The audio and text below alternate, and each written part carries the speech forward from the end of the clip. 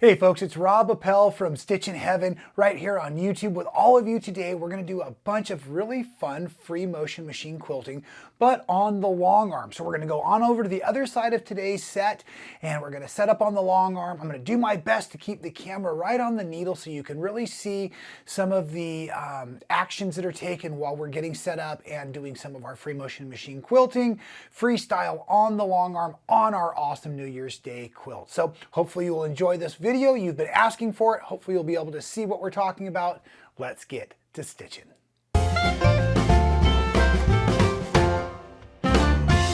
Well, welcome to the other side of the room, everybody. You don't often get to see this side. The long arm is over here, quilt's hanging on the wall, and I'm pretty excited to try to do this. And I've done it before, but it's very hard for me as my own camera operator and quilt maker at the same time to get really good footage while we're working on the long arm or on one of these machines that floats over the quilting.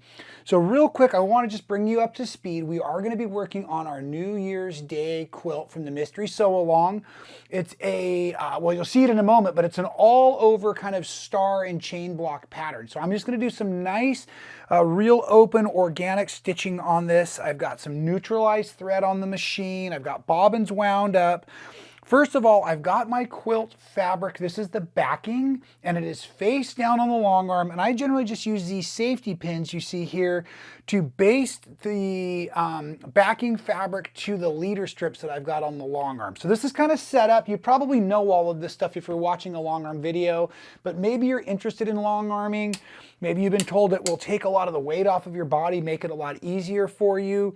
The kind of long arming we're going to do in today's video, I'm just going to guide the machine. I don't have any computer aided equipment for this machine, but a lot of us nowadays are utilizing things like the Pro Stitcher software where you can plug that into a belt drive system, for lack of a better term, and it will move the machine over the quilt for you. So you can use your computer to program in awesome designs, and then it will just do that repetitively for you.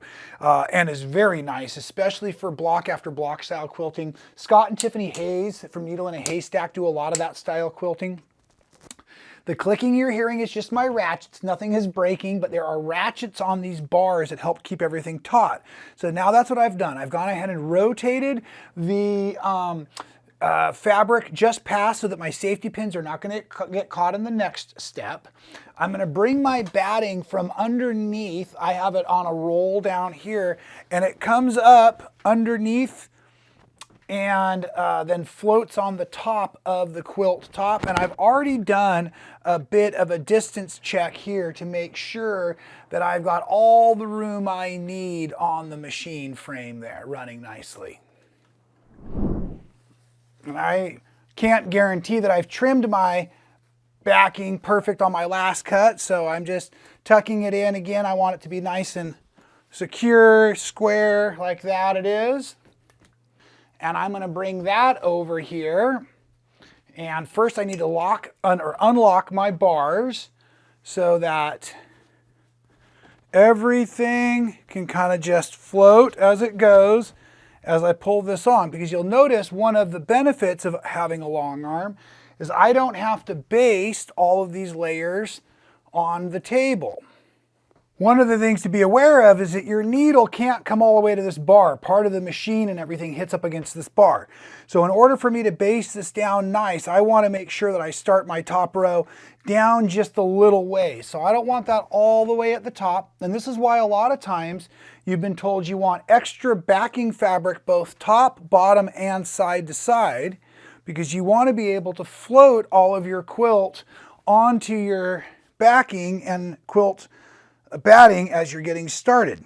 I'm going to go ahead and take a moment and lock in the fabric for the backing. Now what I'll often do is just start over here in this uppermost top corner. You want to drop your needle down and then back up in just once, and that way you can pick up the bobbin thread so you can secure it here. And I'm going to go ahead and engage my needle down position. And then as I start sewing, I'm just catching the very tippy top of the quilt. As I go, I might need to use my fingers gently just to make sure I'm catching the top of the quilt edge there. And that is now going through all of my backing, all of my batting, all of my quilt top to secure it. Once this is secured, I can then go ahead and pull tension onto the entire project, and we can start really getting this machine quilting done.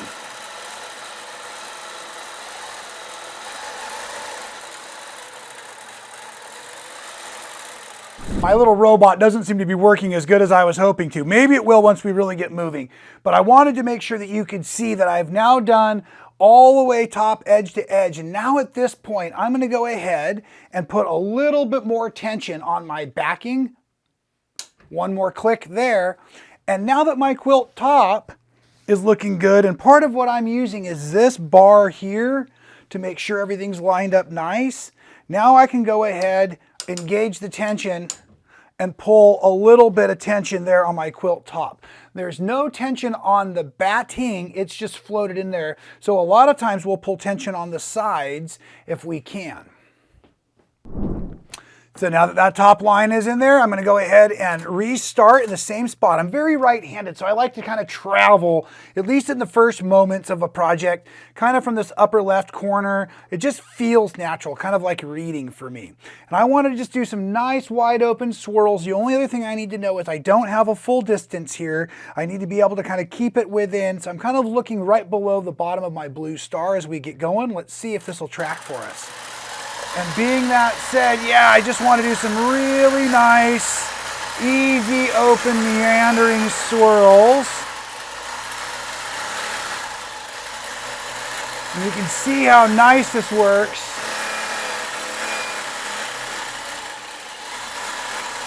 As we go through. I can tell my follow camera's not with me, I apologize.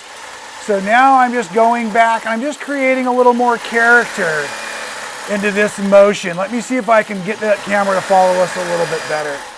So I'm just filling in. I set a line and now I'm just kind of organically working within that line because I kind of want to give the wave. If this is the star and the check and this is going to a friend of mine who is a veteran, I'm going to just take each edge and just kind of give an open, swirly, easy movement.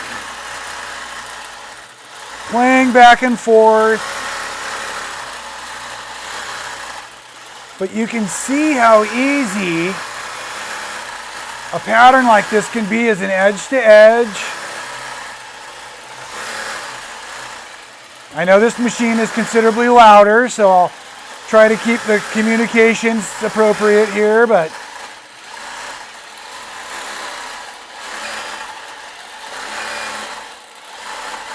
come into this next pass here, just again playing with the lines that were already created. I'm really enjoying using these neutral threads on these long arms and these bigger wide open designs like this because it just lays in. It's not doing any extra activity or anything to the project, going both up and down into our swirl or our kind of our line. When I come over to these edges, I just add a little bit of tension. You can also quilt off the edge completely and back onto it with a long arm. Really cool the way it works this way. Also paying attention now to the distance I have remaining between my back bar and my long arm. So after I get to the other end of this row, we can go ahead and adjust the quilt within the frame. Very simple, very easy. And technically, I think I've already done like 1/8 of the quilt. If you really think about it, I just did a whole line, a whole row of those stars and chains. So now what I want to do is I want to come down here and I want to see how far I can kind of go against that back rail. And then I'm going to stop the machine. I'm just going to park it right there. Now, as I come in, you can't see where my hands are, but I've got the locking mechanisms on the bars themselves, right? They're locking, ratcheting bars. So I only have to undo the one that holds the back end of the backing and the bottom of the top. Seems like that's a weird thing to say. And I grab the handle and I'm just going to crank. But watch, the machine's going to move with me. So I'm going nice and slow. as everything comes through. And then what I'm going to do is I'm going to give myself about a half rotation, so I don't need to rotate all the way down, right? I want to be able to fill in some of the spaces we were working. So this comes through about yay. Okay, I don't know if you can see, but over here is about the end of. So once I have made my adjustment, I then go back in and first lock in the backing. Okay, so now it gets taut, real taut. Well, yep, that was it, that last click, I could feel it. I like to do a little bit of a smoothing. And here's a really cool visual trick.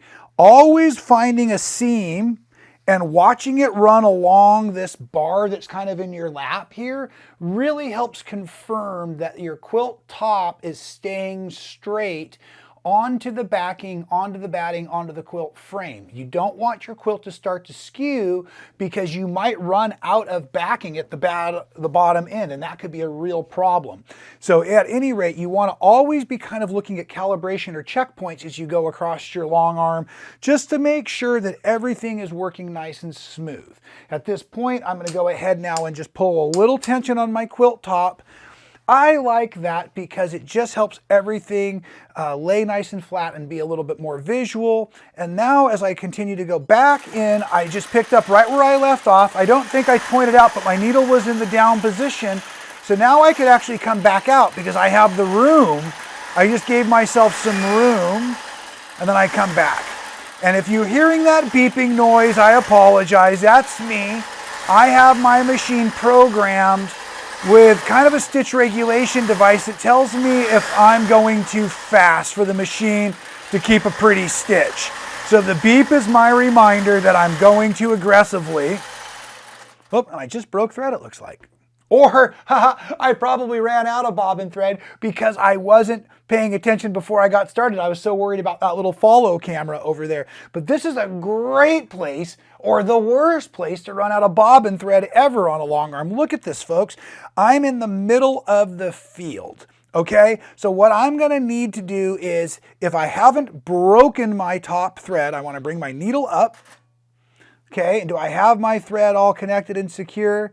No, it looks like it was the top thread that actually broke, and it wrapped around and it made it look like the bobbin thread was broken. So now I'm still in a bit of a pickle. This is kind of fun. I'm glad you're watching me struggle here a little bit. So I'm going to come back on over here and I'm going to cut that knot off the end of my thread.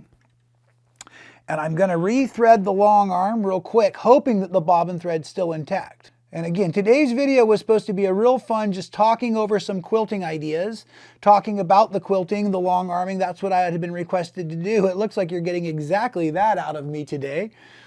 Okay, got the thread back in the eye of that needle, and as impossible as it seemed.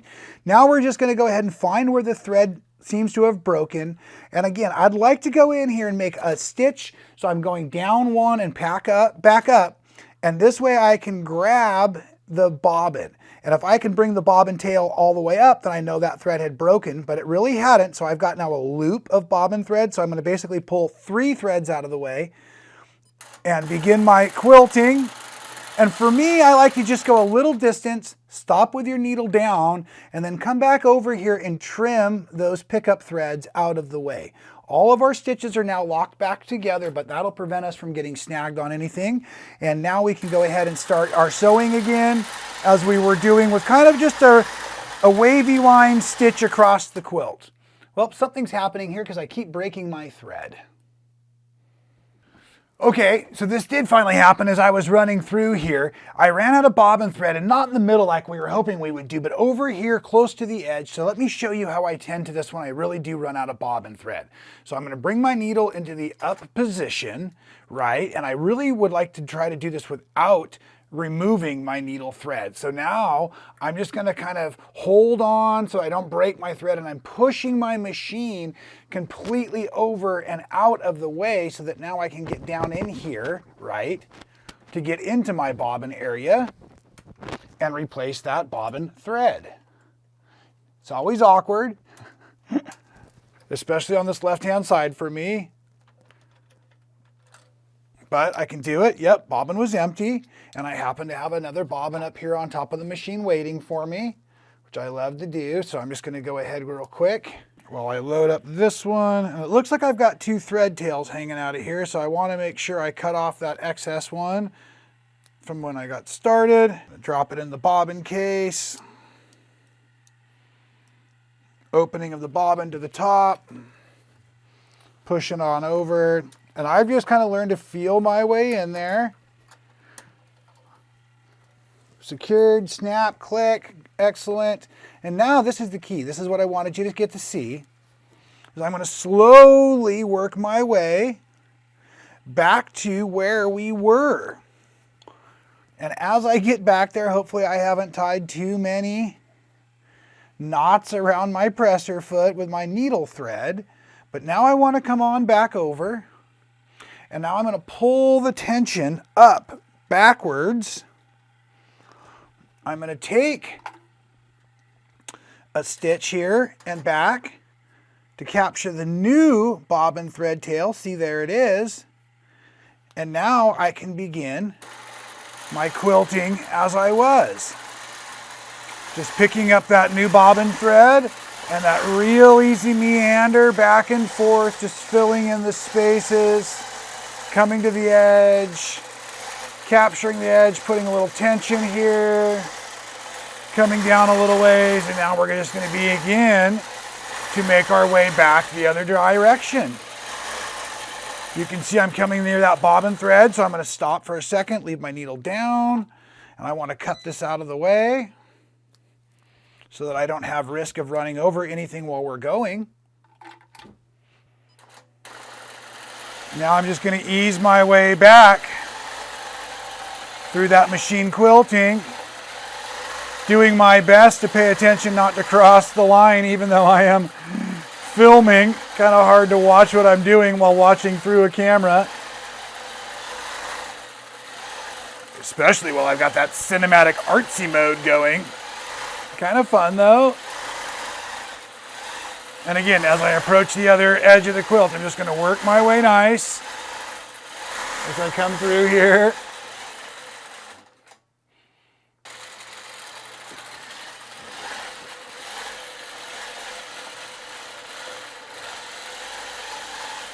Easing my way back as I go, just seeing how it does. Now I'm having fun seeing if my little robot cam will follow as I'm going along. I don't think it is again. No.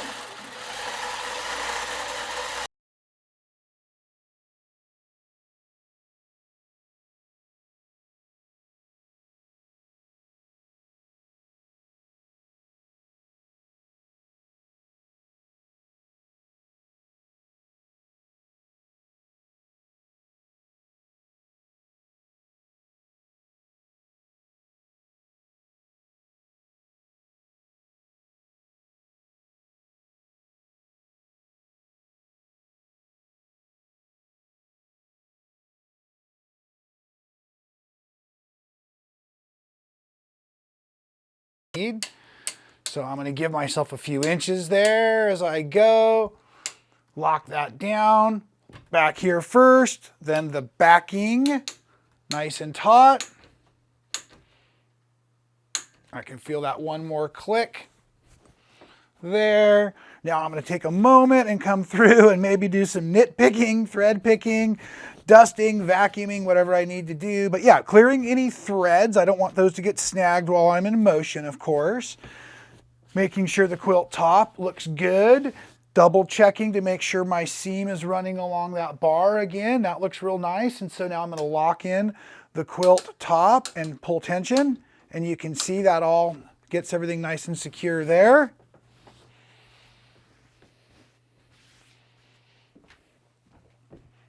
And then I just begin kind of same meandering, real wide open stitching, coming back.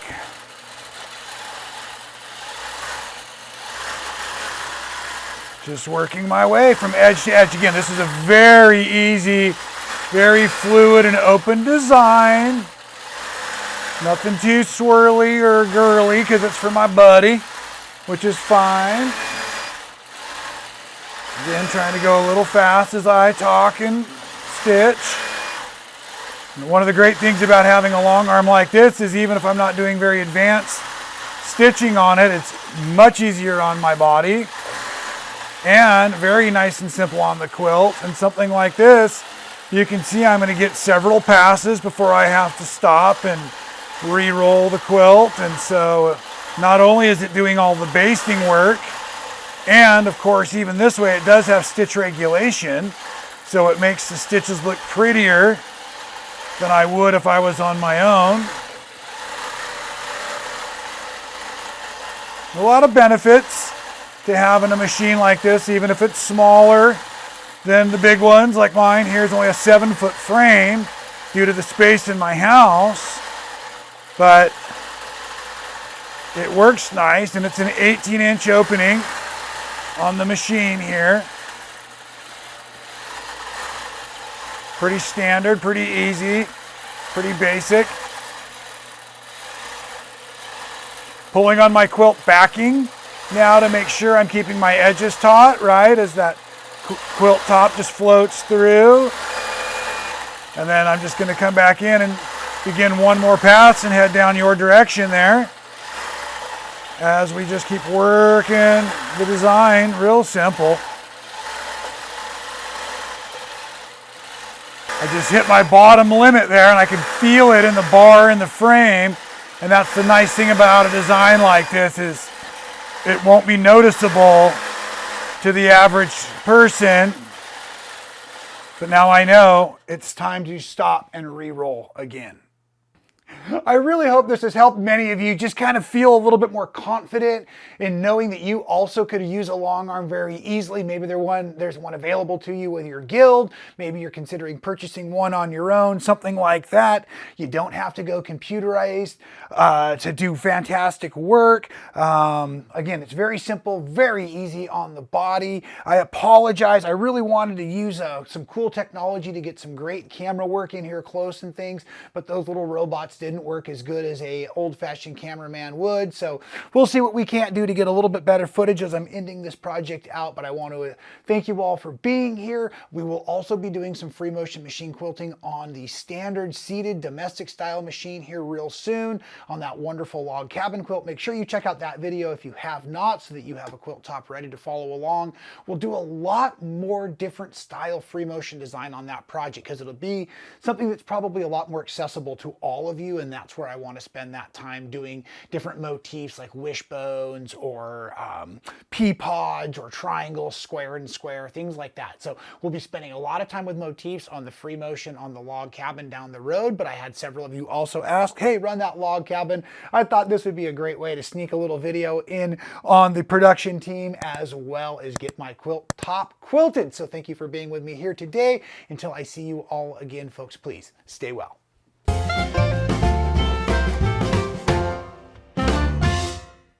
Thank you so much for watching all the way to the end of the video. It really helps support our channel. If you haven't subscribed, do so now. Hit the little button to be notified every time we go live or do a new video for all of you. And here's one from the past I think you'll really enjoy.